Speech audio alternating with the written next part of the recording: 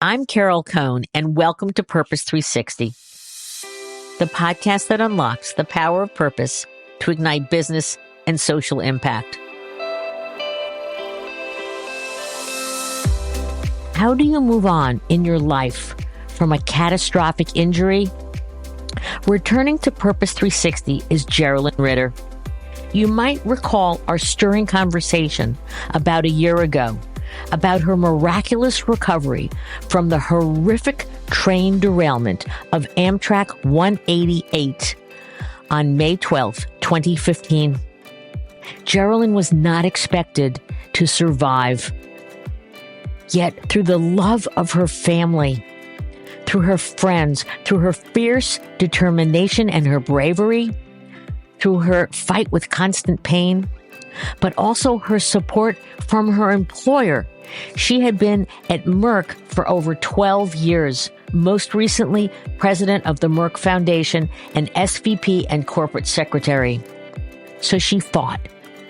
And for 2.5 years, she was not at work. But when she returned to work, serendipity shined on her because Merck was considering spinning off their women's healthcare business. And they did. And Geralyn wanted to do something even more compelling, even more aligned with her heart, with her soul, and that was women's health. So today we're going to talk about this new company, the spinoff. Now, you may not have heard of Organon. It's a 2-year-old startup that started as a spinoff with $6.1 billion. Almost 10,000 employees. So it was a very large startup, but it focused totally on women's health. Geralyn and her colleagues knew the culture was the core, as in every purposeful company, purpose at the center. Culture will drive the behaviors that will drive the company forward. So let's get started with an extraordinary woman that I am so thankful to bring on to Purpose 360, Geralyn Ritter. Thank you. I'm delighted to be back here with you all. Geralyn, can you please just share a little bit about your background and your journey to Organon? I am a lawyer by training, but I don't practice law anymore. I've worked in healthcare for a couple of decades now. And about 16 years ago, I ended up at Merck leading global public policy, corporate responsibility. I served as president of the Merck Foundation. I really fell in love with this purpose-oriented work. I loved my role at Merck.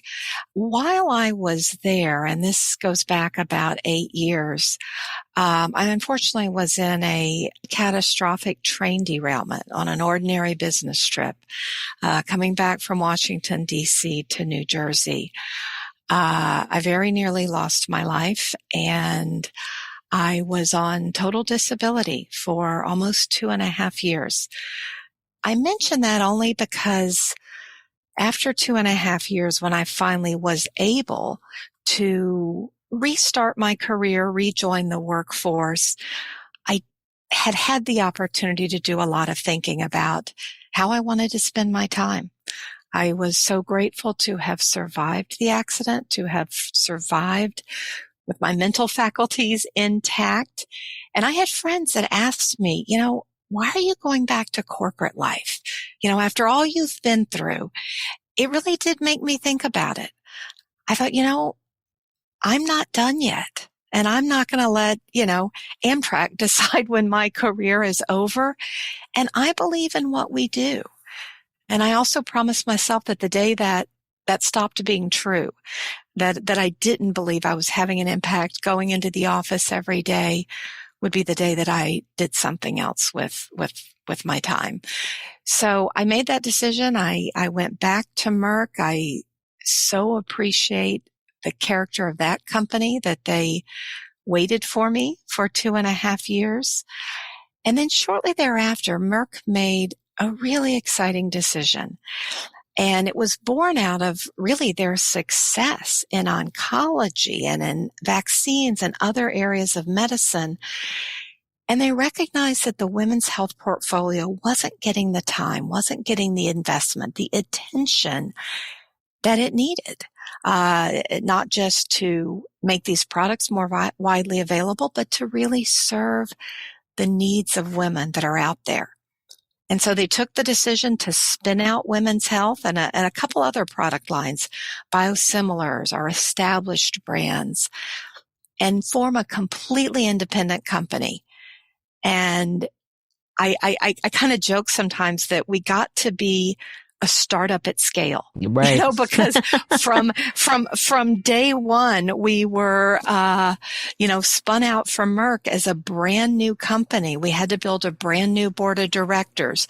We had a new name. We many of the communicators on your call will maybe smile. We were deciding what are our corporate colors. I mean, it was really that, from the ground.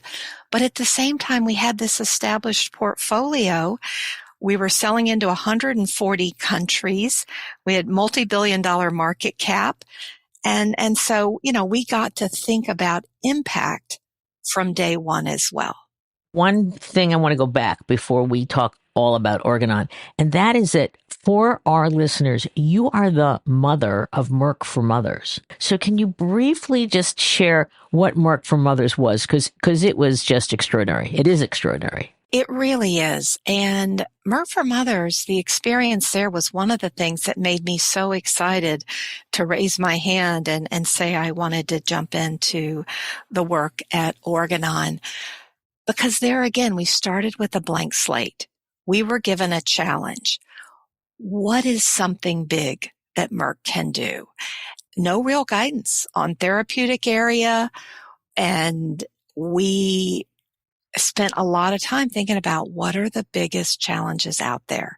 And at the time, we decided to focus on maternal mortality because it was the Millennium Development Goal that was furthest behind. And we said, just outrageous. It still is outrageous and unacceptable that so many women die preventable deaths in childbirth. But that excitement about starting from scratch to address a need that's out there, that's kind of the passion and the excitement that we brought to Organon as well. And a focus on women's health. And I love that your tagline is here for her health, which is wonderful. So let's talk about that white sheet of paper. You had to create a name.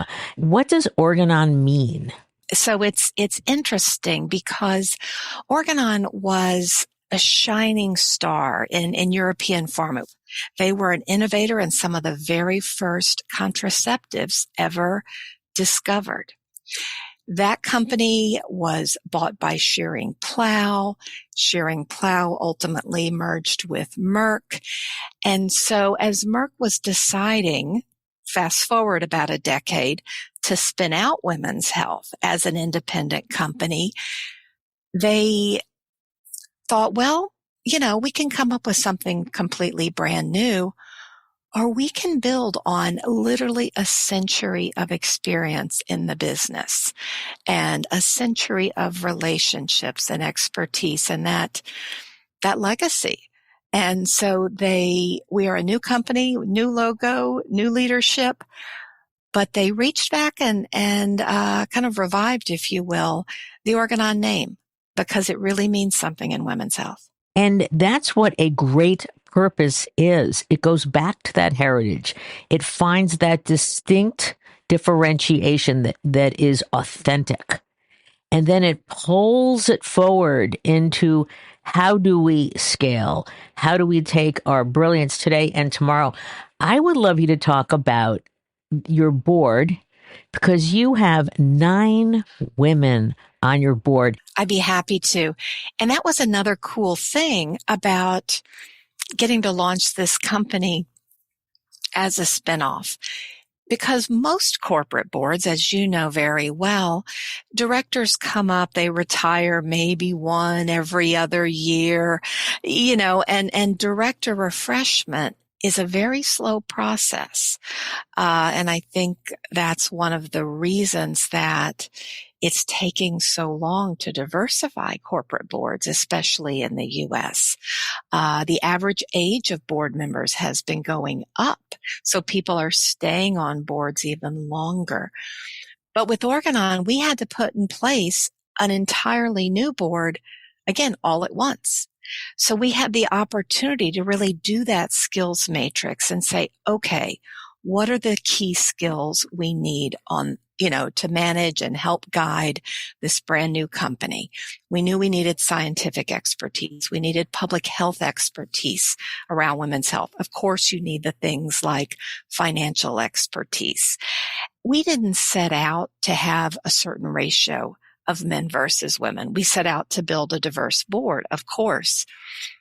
But it turns out when you open the aperture a little bit, and when you set out to build a diverse board and you've got, 10, 11, 12, 13 slots to work with, I don't want to say it's easy because it's not, and there was a lot of intentionality around how we did it. But it's not as hard as people make it out to be, that somehow this needs to take us decades to get more women on boards. No, it doesn't. Those women are out there. And not all of them are retired CEOs, but that's okay. They're CFOs. Or divisional or business unit. You have a woman from P&G who is CEO of a business unit. So that's incredible. I also have to say that you have more women on your board than any other company in the S&P 500. That's exactly right. So I want to give you that kudos. The average in the S&P 500 is roughly about 32, 33%. That number is going up very slowly, frustratingly slowly. At Organon, we're almost 70%. We're 69% women. And you may not know this, 46% racial and ethnic minorities. And again, we didn't start out to hit some kind of number. We started out saying, who's out there? Who are the really good folks out there? And guess what? They're all diverse. They are. We're really getting into like some of the key, foundational elements that brings your purpose to life. So I would love you to, your purpose. Why don't you say what it is? Our purpose is her promise. And we are guided by the very simple premise, simple but powerful, that every single one of the 4 billion women and girls in the world has a unique promise, has this unique potential. And our role is to help them achieve their promise through better health. Because we know that when you remove the barriers around women's health care, you are paving the way to better education, more empowerment, a healthier life, not just for her, but for her family and her children. When the CEO and his direct reports were named, our chief financial officer, our general counsel, our chief commercial officer, our very first meeting together was to do an all day. We all locked in a room with masks and big plastic barriers between us because this was during COVID. And we spent hours talking about nothing but these topics. What is the vision of this company? What are our values? And we said, if we do nothing else, we've got to build the culture that reflects that. That's absolutely the right way to do it. It's beautiful. And I love the way you've done very smart wordsmithing, because you talk about her promise, which is a very high level purpose. It allows you to really grow. And then it allows you also to tell the story that a woman achieves her promise through education, through being able to decide when she's going to have a family, which I know is a major focus. And so we're going to get into some of those details, but I love some of this copy where you call, and I don't know if it's your vision or your purpose, but you say a better and healthier every day for every woman. Every day for every woman. Exactly. That is our vision statement.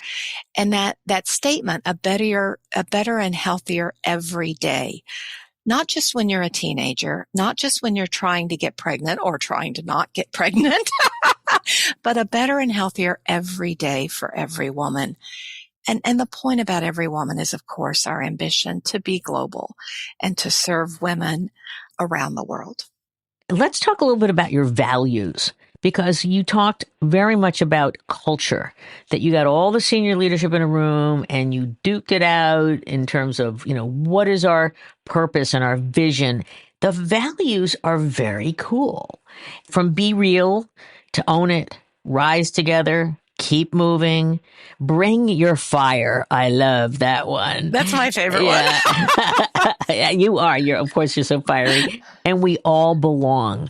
So talk a little bit about how these work, because these aren't like your typical, integrity and, collaboration. These are real to how you want to behave. And, I appreciate your mentioning kind of the words we use to express them, because to be honest, that was the toughest part.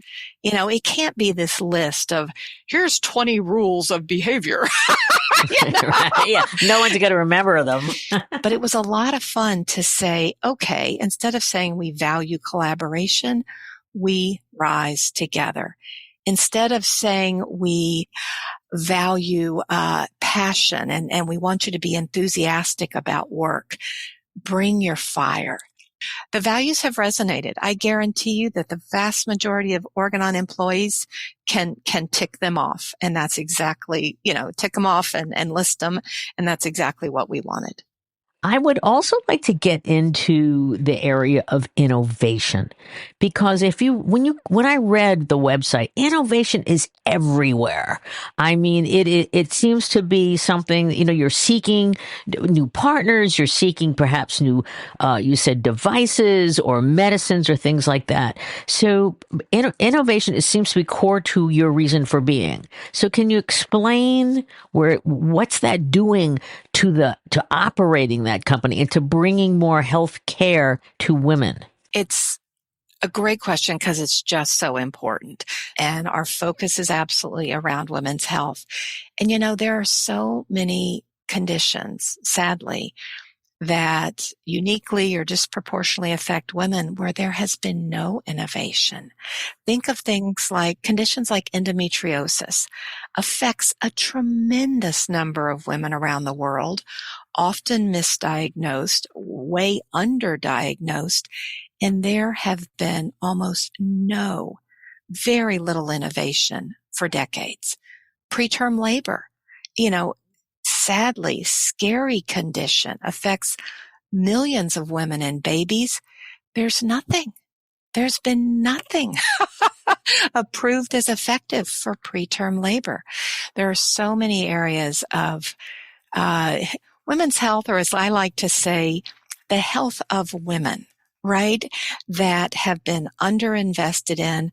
We know that I think it's 4% of R&D in the pharmaceutical industry out there is focused on conditions that uniquely affect women. 4%. When you hear that figure, it's perhaps no surprise that, all of these conditions have had no new treatments developed for, decades. That's very second-class citizen. So too often, women's pain is not treated the same. And we know that. There have been very robust scientific studies around unconscious bias, and sometimes I think it's conscious bias, around how pain is treated differently in men and women and between races. And things like menopause for too often have been almost a joke. Women are just expected to suffer, suck it up, ha, ha, ha, you're getting a hot flash, you're sweating. And there's not a good recognition for how serious and disruptive these conditions can be. I do have to, again, cite an amazing comment on your website about your culture. And it said, we're called to create what's missing in women's healthcare. Yep.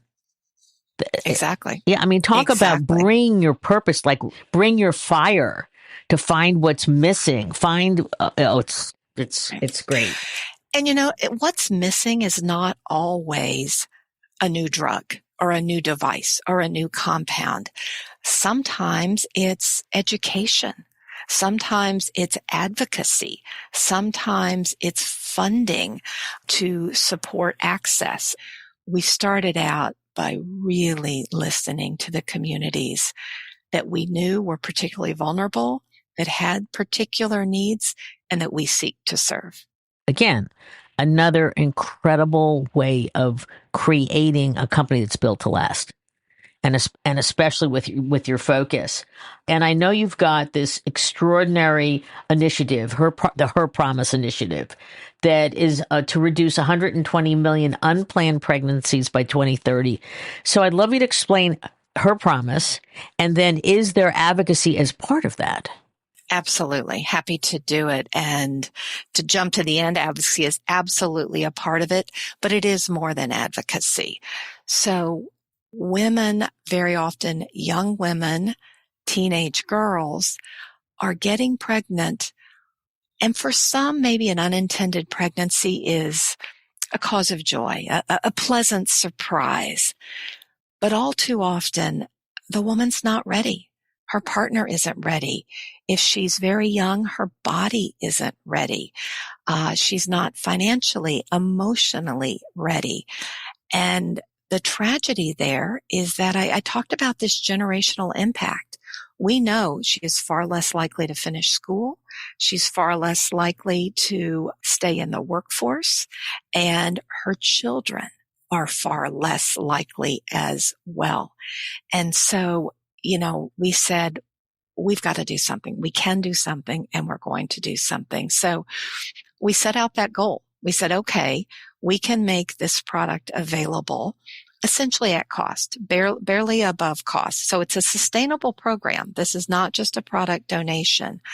And we partner with UNFPA, and we partner with the Gates Foundation and ministries of health around the world to get these modern, reversible, but modern long-acting contraceptives out to women that need them. How are they delivered? So you're in the 71 poorest countries. So are you working with clinics? Are you establishing clinics? Through partners. So very often it's ministries of health and governments that are doing the procurement with UNFPA, for example, and distributing through their clinics and their practitioners. In other instances, it's NGOs and other actors on the ground that really have the experience and that are part of the community we're seeking to serve. Now, are you doing any of this work in the U.S.? We are. The program is different here, but we just announced in March this year a new program. We call it Her Plan is Her Power. It's part of our overall Her Promise initiative, but we chose that name to focus on the importance of having a plan. We know the statistics that most pregnancies are unintended. There's a shockingly high rate of sexual assault and sexual violence, and that most older teenagers and college attendees are having sex. And so, it frustrates me because I understand differences of opinion, strongly held differences of opinion around abortion. But contraception really ought to be accessible to everyone. Thank you. Her plan is her power. I love the wording because power is great. Can you talk about the elements? Because you've got grants and you talked about UNFPA. So can you talk about your partners, please? We wanted to build on this global foundation we have of this long-running partnership with UNFPA that is driving access literally to tens of millions of women around the world. But we wanted to, as I said, go further and accelerate progress toward our goal of helping to prevent 120 million unplanned pregnancies. And more data has been coming out around the contraceptive deserts in the U.S., the vast swaths of the country and of our population who do not have access to the full suite of birth control alternatives. So we said, you know what? We need to have some of these global partnerships. And we just this summer signed a new MOU with UNFPA that has some great elements to it, including an innovation challenge where we're partnering with them and with MIT to challenge young people to support and enable the development of solutions that increase access to sexual and reproductive health. In the U.S., we've got a couple great programs, and there's one of them I'll focus on right now in the interest of time. We've partnered with Direct Relief, and they very well known, very reputable organization, long history of partnering with many in the healthcare sector. And so we gave them a grant, and we said, we want you to tell us those clinics, those programs that are doing innovative things and, that we could support to advance access to contraception. And I can't announce it yet, but we're getting really close. Our partner, Direct Relief, has just decided the 4 clinics that will receive this initial round of funding. They're diverse clinics in different states serving diverse populations, and trialing diverse interventions to help bring down this rate of unplanned pregnancy. So we're very excited. Great. So that was a terrific segue to measurement. Exactly. So again, you've got this $6+ billion company with 10,000 Yes. employees. So you're starting from scratch in terms of the purpose and bringing it to life. What types of measurement will you use? We've set public goals around gender equity at every level of the company, right? Not just the leaders that are on the website, not just at entry levels, but at every level of the company. We want to make sure that women are progressing through their careers, and we're publishing that data. We've done very rigorous pay equity studies in our major markets, and we're turning to make sure we do it in all of our markets to make sure that we are indeed living up to our intention, which is, of course, to pay women and men equally for equal work. So that's very exciting. And employee benefits is another area that we spent a lot of time thinking about. And in some instances, we have put out new benefits that help working families, that support women. We have very generous fertility benefits, for example. We've launched a new program that is very flexible in terms of supporting men and women when they need to take some time to care for someone else. And maybe it's a child, maybe it's an older parent. But we know from the research that those caregiving responsibilities tend to fall unequally on men versus women. And in other instances, it wasn't that we needed to put out a new benefit, but we needed to take a gender lens to some of our existing benefits. And we looked at our grief leave, our leave of absence when someone loses a family member. And we realized it didn't specifically provide for miscarriage. It was silent. It talked about a spouse or a child. And that bereavement leave, we said, wait a minute, that's an oversight. This is a real loss, and people grieve it in different ways, but we shouldn't just leave it up to manager discretion. People should be entitled to take time and grieve and heal from a miscarriage. That's very smart. I'm curious about how are you tying the structural and the new benefits and the revised benefits into your recruiting actions? It's really interesting. And some of this evidence is indirect, but it's really compelling. On International Women's Day, we gave the entire company the day off. We said, you know what? This is a global holiday. It's not just the U.S. It's actually more recognized and well known in some countries outside the U.S. On that day, the first day we did it was 2022, and we did it again this year.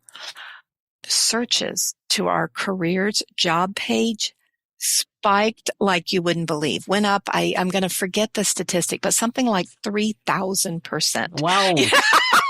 We got this incredible spike of job seekers coming to our career page looking for opportunities at Organon. So the mission resonates. The mission really does resonate with employees. You're walking the talk. You also won a lot of awards already. You won the Comparably Awards in all sorts of different areas. Best company, best compensation, HR team, diversity, global culture. There are about 10 of them. But you also have won some other ones. I really appreciate the question because I am so excited. The press release just came out today. Organon, as a company that has was only launched in its current form 2 years ago, a little over 2 years ago, was recognized on Fortune's 2023 Change the World list. Oh, that's fantastic. It's a really, really important list. So congratulations. That is not an obscure list from an organization you've never heard of, right? It's No. Fortune's Change the World list, and we were specifically cited for leadership in expanding access to contraceptives. So we're thrilled, we're very excited, we're very proud, because this is what we're all about. Unfortunately, we have to wind down, and so I always love to give the mic to you about what haven't we discussed, because there's a lot, but there might be some other areas that you really want to touch upon. So over to you, Geralyn.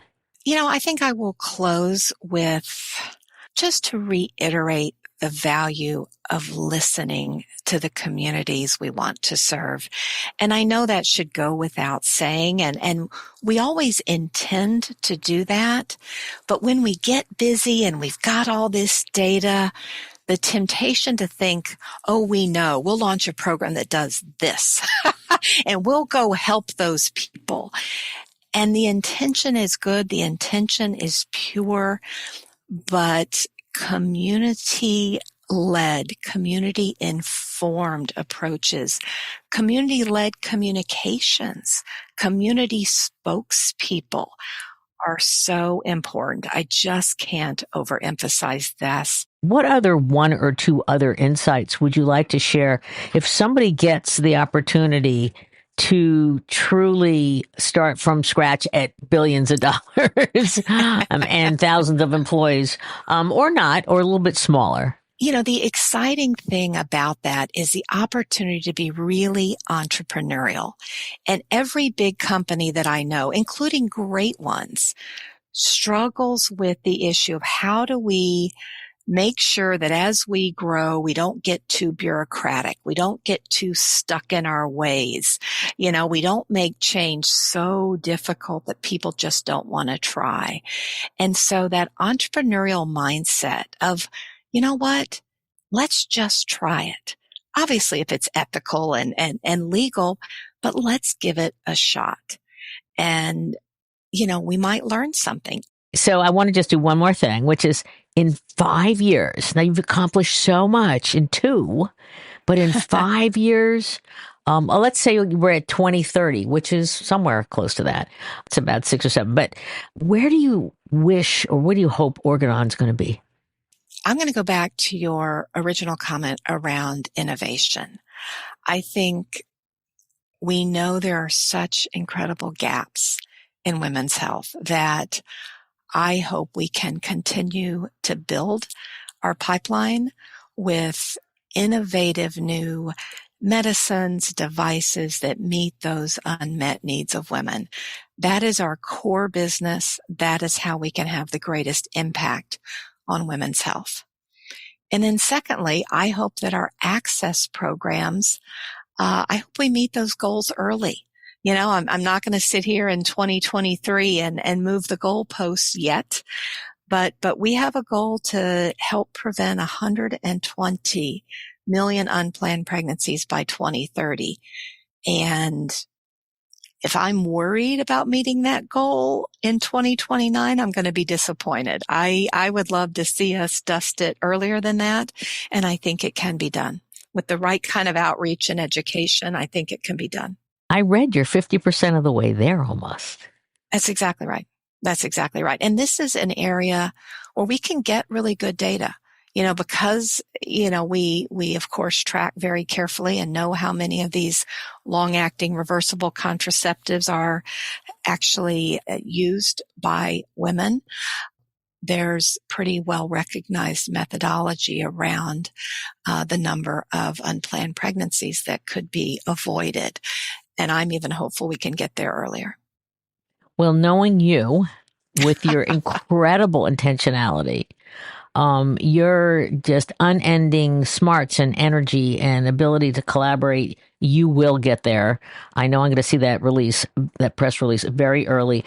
And for our listeners, Geralyn she went through something that none of us ever want to go through in 2015, but she has come through that with incredible grace and, again, fortitude. And I just think that your role is doing so much for women's health that I can't wait to, I'm subscribing to your press releases. I'm going to cheer them every day. I'm going to write them on social media because you are one of the most incredible people to help drive this company forward. Well, Carol, I really appreciate your very generous comments. And I really appreciate what you do, talking about the power of purpose, because whether we're talking about personal resilience and overcoming, a health challenge or a professional challenge, having a clear-eyed personal purpose and a perspective, and an intentionality around how you spend your time, I think is critical to that resilience. It was certainly important for me as I tried to rebuild after the crash. But it's also important in the corporate sphere. Companies that have a clear sense of purpose and that stay focused on the North Star, that is the key to long-term sustainability there as well. It's key to employee engagement. It's key to keeping everybody rowing in the same direction. Your other stakeholders, your customers, your investors, the media appreciates it as well. I couldn't have said it better myself. Thank you, Geralyn Ritter. One of the most extraordinary conversations I've had in a very long time. Oh, thank you, Carol.